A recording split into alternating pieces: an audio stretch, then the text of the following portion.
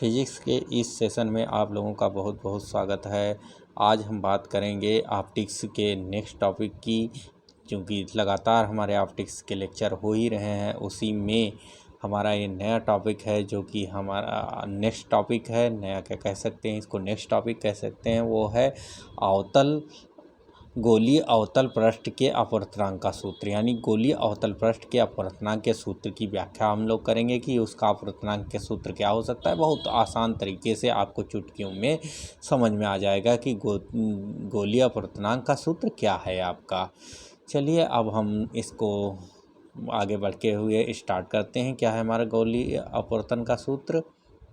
चलिए अब स्टार्ट करते हैं। गोलीय अपवर्तनांक के पृष्ठों के यानी प्रकाश का गोलीय पृष्ठों का अपवर्तनांक। प्रकाश के जो गोलीय पृष्ठों से किस तरीके से उसका अपवर्तनांक होता है। प्रकाश का जो गोलीय पृष्ठ होता है वह गोला इस तरीके का होता है। वह पृष्ठ आपका अवतल पृष्ठ हो सकता है, उत्तल पृष्ठ हो सकता है। अवतल पृष्ठ होगा तब जब पालिश इसके बाहरी सिरे पर यहाँ पर होगी तो यह उत्तल पृष्ठ कहलाएगा, अवतल पृष्ठ कहलाएगा। जब पालिश आपके अंदर की ओर होती है तो यह उत्तल पृष्ठ कहलाता है। इसी क्रम में हम लोग आगे की ओर बढ़ते हैं कि गोलीय पृष्ठ के अपवर्तनांक का सूत्र, यानी गोलीय पृष्ठ अवतल पृष्ठ के अपवर्तन के सूत्र की हम लोग व्याख्या करेंगे कि गोलीय पृष्ठ के अवतल पृष्ठ का अपवर्तन क्या है, क्या नहीं है। चलिए इसके लिए हम लोग आगे की ओर बढ़ते हैं। तो ये रहा आपका गोलीय अवतल पृष्ठ के अपवर्तन का सूत्र। ठीक है, अभी हम गोलीय पृष्ठ भी ड्रा कर देंगे, आपको समझा लेंगे। मान लिया जाए अगर P Q R S P और एस डैश कोई अवतल गोलीय पृष्ठ है। ठीक है, तो जिसमें हम जिस माध्यम में इसको रखे हुए हैं उस माध्यम का अपवर्तनांक n1 है और इसका अपवर्तनांक n2 हो गया। तो अब इस पृष्ठ के हम लोग कुछ डेफिनेशंस की बात कर लेते हैं।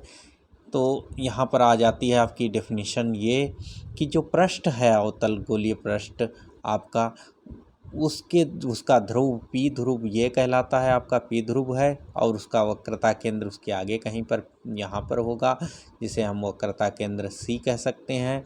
जब ओ ए बिंदु पर, यहाँ पर ओ एक वस्तु स्थित रखी है, यह आपतित किरण ओ ए है जो कि ए बिंदु पर इस पृष्ठ से टकराती है, तथा यहाँ पर एशियन अभिलंब, एशियन अगर हम लोग इसी पृष्ठ पर अभिलंब खींचोगे तो एशियन ये अभिलंब आपका है जो कि एन पॉइंट पर इसको सी पॉइंट पर कहीं पर अभिलंब को काटता है।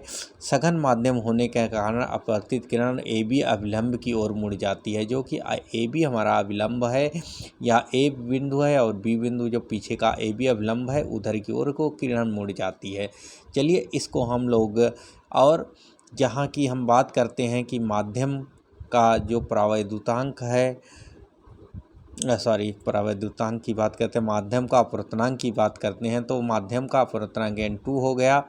तो एशियन क्या है, अभिलंब की ओर मुड़ जाती है तथा सघन माध्यम होने के कारण अपवर्तित किरण ए बी अभिलंब की ओर मुड़ जाती है। ओपी किरण अभिलंबोत पृष्ठ पर गिरती है, यानी ओपी किरण अगर ये पृष्ठ है आपका, तो यहाँ से जो ओपी किरण है, जो कि ओ और पी यहाँ से भी एक किरण गिर रही होगी, वह सीधे निकल जाती है। यानी ये कह सकते हैं कि ये किरण सीधे बाहर की सीधे निकल जाती है, इसमें कोई अपवर्तन की घटना नहीं मिलती है। और यहाँ से जो किरण पीछे की ओर आती है वह जिस पॉइंट पर इन दोनों को काटती है वहीं पर इमेज बनती है, उसी को हम लोग आई बिंदु कहते हैं कि बढ़ाने पर आई बिंदु पर काटती है, जहाँ पर वस्तु का प्रतिबिंब बनता है, जो कि चित्र में दिखाया गया है। चलिए अब हम लोग चित्र देख लेते हैं, कुछ उसमें जो है ड्रा करने की संभावना हो। हाँ, तो हम इसी तरीके से इसको भी एक्सप्लेन कर दे रहे हैं कि ओ जो कि एस, ठीक है, पी और एस डेट आपका ये एक कर्व मिरर है, इसका अपवर्तनांक n2 है और ये विरल माध्यम है जिसमें ये रखा हुआ है, जिसका अपवर्तनांक n1 है।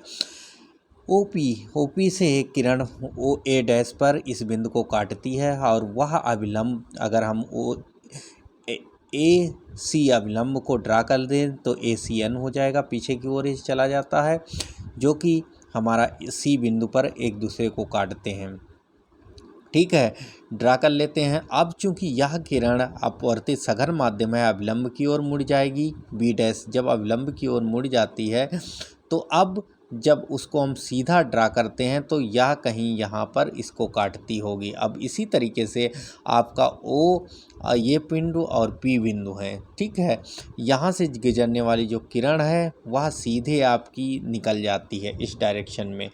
अब ये किरण पीछे वाली किरण पीछे की ओर तथा इस किरण को इस डायरेक्शन में मोड़ते हैं तो ये आई बिंदु पर एक दूसरे को काटती हैं, जहाँ पर हमारा इमेज का फॉर्मेशन होता है।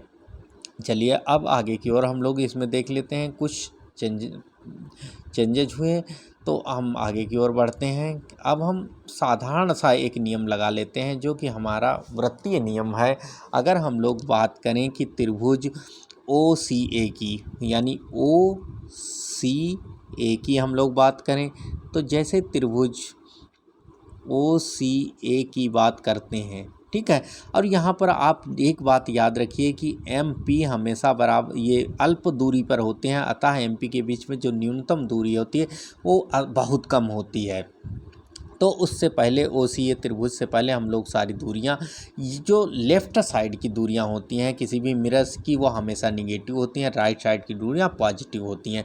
तो ओ पी ये यू वस्तु का काम करती है, आई पर इमेज बनती है, वो बी दूरी हो जाती है। और वक्रता केंद्र आपका ये है, वक्रता केंद्र को ध्रुव से मिलाने वाली रेखा यानी उसकी वक्रता त्रिज्या के बराबर होती है जो कि कैपिटल आर आपकी हो गई। अब हम सीधे सीधे रुख कर रहे हैं कि त्रिभुज ओ सी ए में, तो ओ सी ए में हम लोग देखते हैं तो यहाँ पर बात आ जाती है कि ओ सी ए में ये बाहर का कोण है, ठीक है।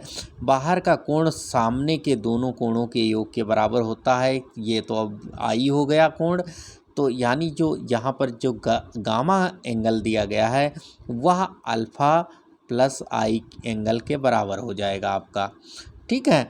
तो यहाँ से हम लोग अगर आई कोण निकालें तो i equal to the gamma plus alpha के बराबर हो जाएगा, गामा माइनस अल्फ़ा के बराबर हो जाएगा। इक्वेशन 1 आपकी डाल के इसको छोड़ सकते हैं। अब हम लोग बात कर रहे हैं नेक्स्ट टॉपिक की, नेक्स्ट त्रिभुज की। तो त्रिभुज आई सी ए, अगर हम लोग त्रिभुज आई सी ए में देखें तो यहाँ पर जो एंगल है वो बीटा बना हुआ है, क्योंकि ये पीछे मिलाती है तो अल्फ़ा बीटा गामा 3 एंगल हम लोगों ने जो कि अज्यूम कर लिए थे चित्र की भांति। तो हमारे पास ये आ जाए आई सी ए की बात हम लोग करते हैं यहाँ पर, ठीक है। आई सी ए की बात में त्रिभुज में देखते हैं तो इसमें जो है आउटस गामा हो गया, गामा इक्वल टू द हो जाएगा बीटा प्लस, ठीक है। बीटा प्लस यहाँ पर क्या हो जाएगा आपका स्मॉल आर, ये एकांतर कोण है जो कि सामने यहाँ पर आर है रिफ्रैक्टिव कोण है उसका, ये शीर्षाभिमुख कोण हो जाएगा तो ये आर के बराबर हो जाएगा, ठीक है। तो हमारा जो गामा है वह आपका पी प्लस आर के बराबर आ गया। अब आगे की ओर हम लोग बढ़ते हैं तो यहाँ पर जो आर हम लोग निकाल लेते हैं, ये आर इक्वल टू द ये आ जाएगा गामा माइनस बीटा के, ठीक है। गामा माइनस बीटा के आ जाएगा जो कि हमारा ये बीटा एंगल है। चलिए अब आगे की ओर हम लोग देख लेते हैं कि क्या होता है।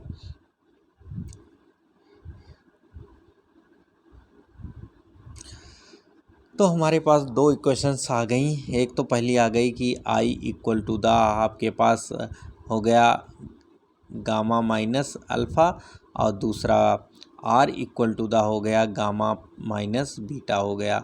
तो ये first equation, then second equation हो गई। अब स्नेल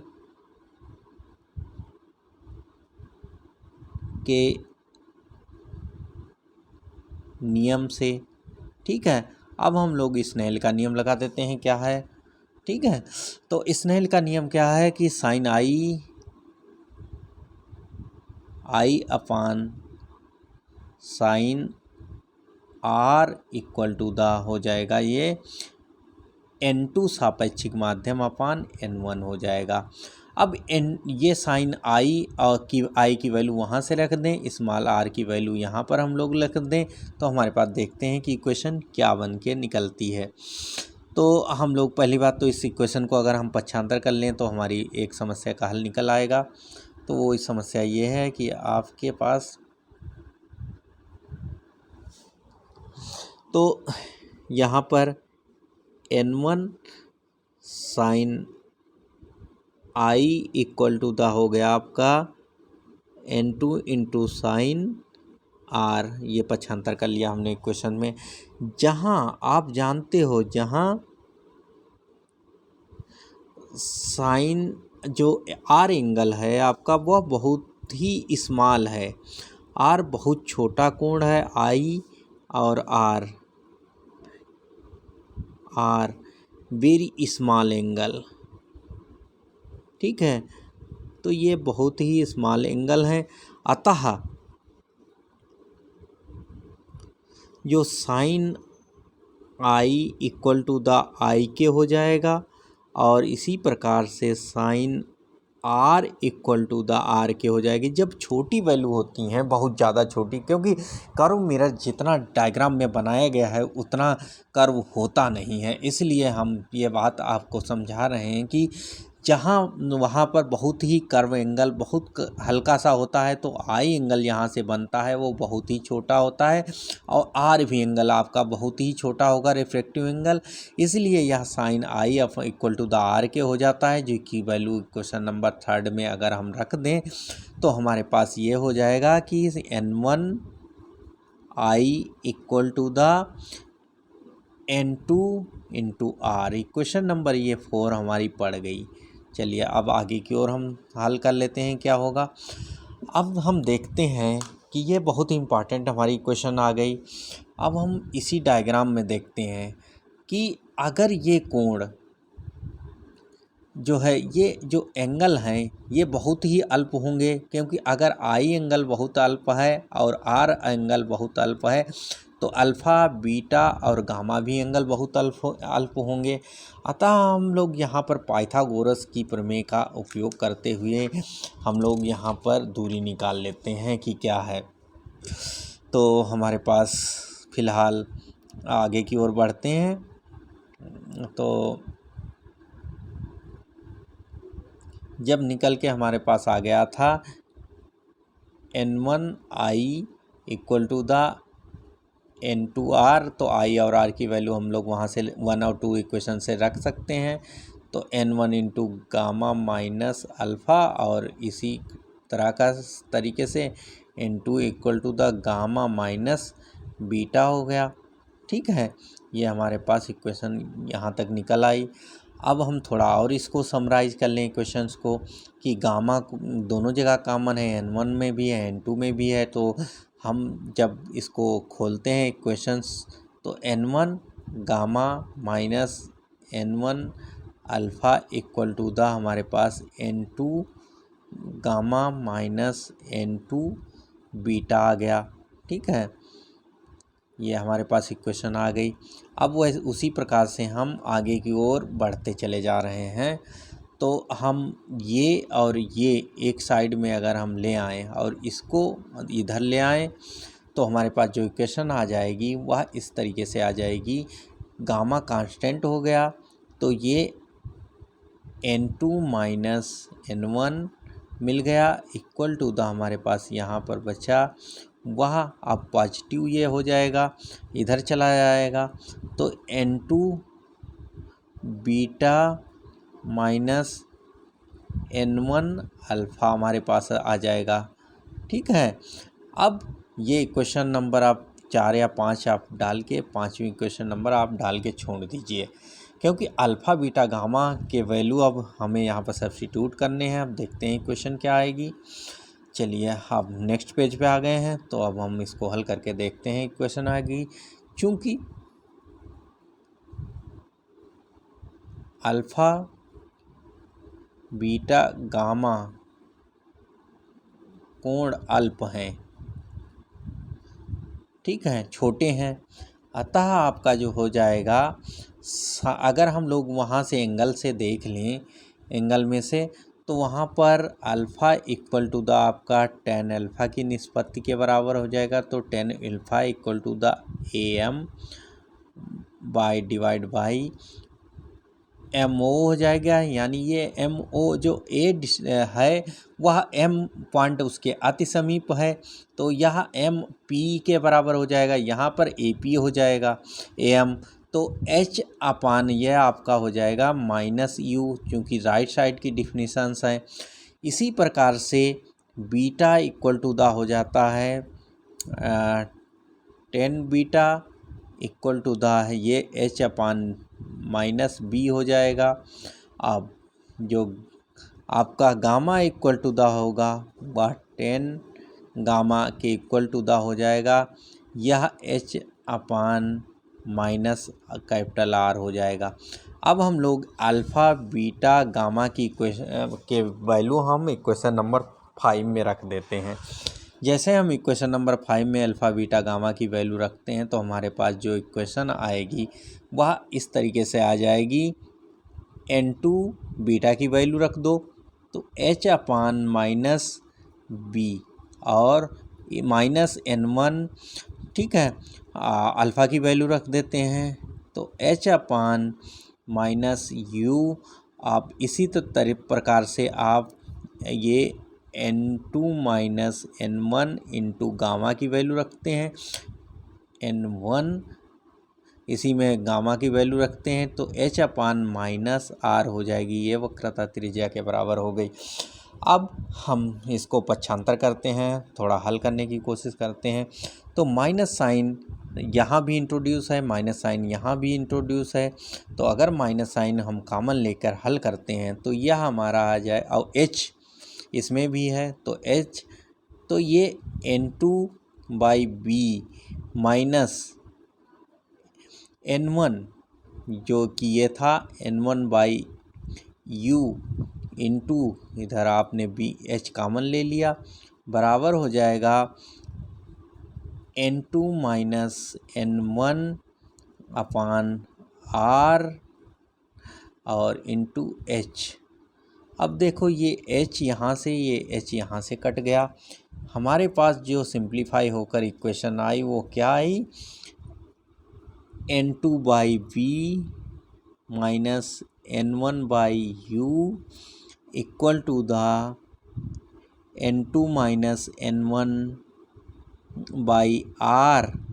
ठीक है, तो यही रिफ्रैक्शन फार्मूला कहलाता है कार्ड मिरर का। चलिए इसको और अच्छे से हम लोग लिख लें, वहाँ पर सही से दिख नहीं रही है। हाँ, तो N2/B minus N1/U equal to the ये N2 -N1/R, यही हमारा कहलाता है refraction formula of curved mirrors concave के लिए। कॉन्वेक्स मिरर के लिए भी सेम यही फार्मूला आएगा। ठीक है, तो हम इसी फार्मूले के अनुसार से कॉन्वेक्स लेंस के लिए भी निकाल सकते हैं। यहीं पर अगर हमारा मान लिया जाए कि ये हम निर्वात में रख देते हैं कर्व्ड मिरर को, तब N1 इक्वल टू द 1 हो जाएगा। तो हमारी जो इक्वेशन है वो थोड़ी बदल जाएगी, वो इस तरीके से हो जाएगी कि अगर हम निर्वात में रखते हैं तो N/B -1/U equal to the N-1/R आ जाएगा। जब हम क्वेश्चन न्यूमेरिकल हल करते हैं तो हल करते समय ये भी एक इम्पॉर्टेंट डेफिनेशन आपके पास आ जाती है। इसी प्रकार से आज का यही एक ही डेरिवेशन ख़त्म कर रहा हूँ। कल अब हमारी नेक्स्ट क्लास होगी, जल्दी ही होगी। आज काफ़ी डिले होने के कारण क्लास को अब यहीं पर रोक रहा हूँ। अगर कोई छात्र सब्सक्राइब नहीं किया हुआ है चैनल तो प्लीज़ सब्सक्राइब करिए और अपने लाइक करिए, लाइक बटन को दबाइए और मोटिवेशन के लिए जो है अपने कमेंट भी बॉक्स में करते रहिए। जय हिंद।